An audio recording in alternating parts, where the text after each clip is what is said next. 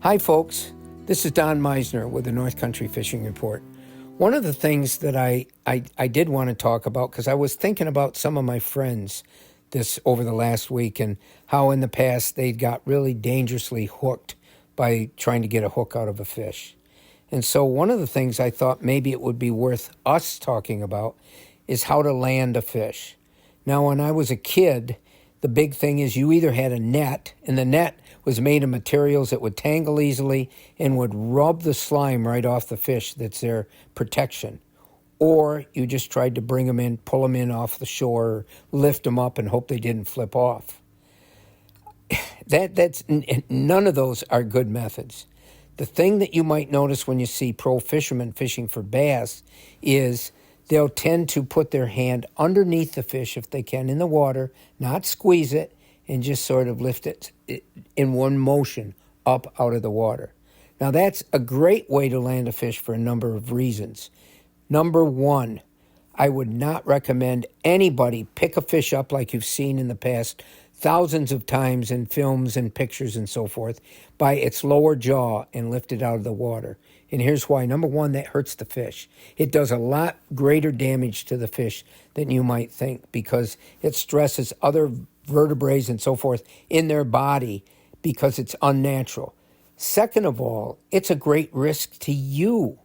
If you have a treble hook in that fish's mouth and you wait for that moment where you think you can see, you can get your hand in there quickly and raise it up, you're never going to be as quick as a fish can shake its head. And time after time, that's how people get fish hooks in their body. Is the fish shaking? They're using a treble hook, and into your skin it goes. And it can be extraordinarily painful. Also, most fish, even bass, the bigger they get, the more pronounced and sharp their teeth get. Now, we don't think of bass having sharp teeth. We know that northern pike and walleyes and pickerel and muskies and a whole bunch of other fish, and by the way, don't let me forget dogfish. Never stick your hand in a dogfish's mouth. But these fish, the bigger they get, even bass, their teeth start getting sharp. And if you catch a 5-pound bass and you can get your hand into inside their jaw and pick them up, your skin is going to feel those sharp teeth.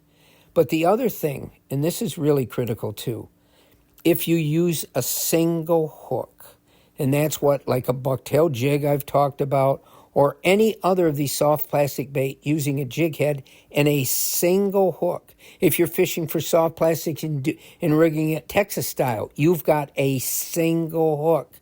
You're a lot less likely to get hooked if you use single hooks than if you use treble hooks. And again, remember something. I don't care how fast you think you are. You're never going to be as fast as a fish can shake their head. And if you continue to use trebles, if you continue to try to pick them up under their jaw, it's only a matter of time, and you too are going to get hooked. And I tell you, most every fisherman I ever know has been hooked once or twice in their life, and a lot of them have to go to the hospital to get that hook taken out. Until next time, folks, this is Don Meissner with the North Country Fishing Report.